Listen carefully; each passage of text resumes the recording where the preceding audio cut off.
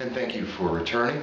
My name is Michael Vass, and I'm president of MV Consulting Incorporated. I want to thank you for coming back, and for some of my longer-term readers at my blog or in my videos, you may be aware that I've been covering the healthcare reform debate and the race for the New York Junior Senate seat currently held by Senator Kirsten Gillibrand for some time now. And at the moment I have some news that converges with both of these issues, and I believe it's very important, especially as healthcare reform is reaching the final stages of being pushed through Congress, and as we're seeing the Senate race in New York heating up. Back in August 11th of 2009, I had sent a letter to Senators Chuck Schumer, Senator Kirsten Gillibrand, and a letter on the health care reform at that time. I had asked them several questions in regards to what the health care reform did or did not contain. And you can find this at www.mvass.com. And on September 10th, I received a response back from Senator Gillibrand, which I have verbatim on my site, which can be seen to contain the statements, "Thank you for writing to me about the current state of our healthcare system. I appreciate your point of view and share many of your concerns. I believe that it is vital that we act now to bring forth healthcare reform solutions that will lower the cost for those currently covered by private insurance, strengthen Medicare for seniors, and allow every American access quality and affordable health care." Now, that is a quote from the September 10th, 2009 statement, response from Senator Kirsten Gillibrand. That was a response made to both a constituent of Senator Gillibrand as well as a reporter, a member of the press.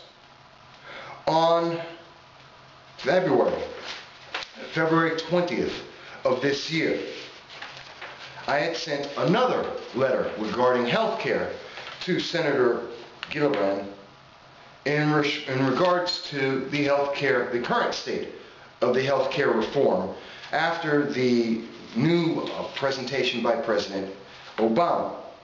In that letter, also found on www.mvass.com, it states that there are 4 questions that I asked of this senator as well as Senator Schumer. And again, as a constituent and as a member of the press, I had asked for a response. On March 8th, 2010, at 5:29, I had received a response. That response states, "Thank you for writing me about the current state of our healthcare system. I appreciate your point of view and share many of your concerns. I believe it is vital that we act now to bring forth healthcare reform solutions that will lower the costs for those currently covered by private insurance, strengthen Medicare for our seniors, and allow every American to access quality and affordable health care." Does that sound familiar?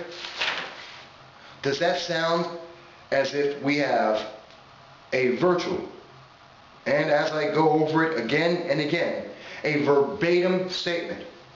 Again, this will be up on my site, mvass.com. It will be verbatim the response that I received from Senator Kirsten Gillibrand. Which leads me to one very clear, very definitive question. Senator Kirsten Gillibrand, why is it that you not only refused to have any town hall meetings on the issue of health care reform? Not only did you send me an initial response in September of 2009 that failed to answer a single of 21 questions asked to you about the health care reform, but why is it that several months later, 6 months later, we are looking at the health care reform about to be pushed through Congress, and when asked 4 questions, one of which being, have you read the health care reform bill that you are voting on? Why is it that the response that you send back to your constituents and to the media is a verbatim answer of an answer from September of 2009 that does not address a single of the questions that you were asked either in August or in February, nor does it deal with the most simple of questions: have you read the bill?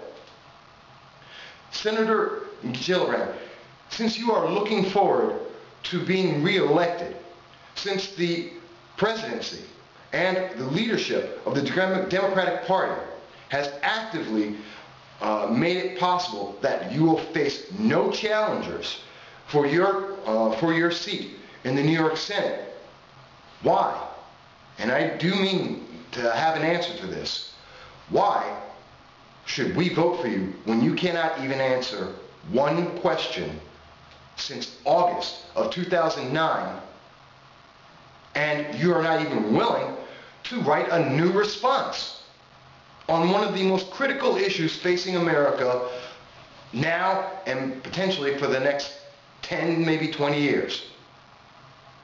I seriously look forward to this, and I hope that every voter in New York State takes the opportunity to look over your verbatim responses and the questions that you were asked in the first place.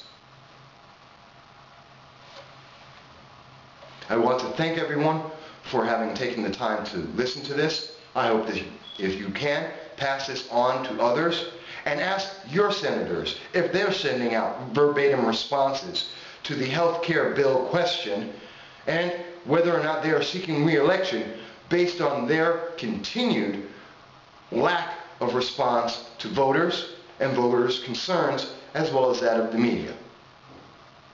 I thank you, and I look forward to seeing you again soon.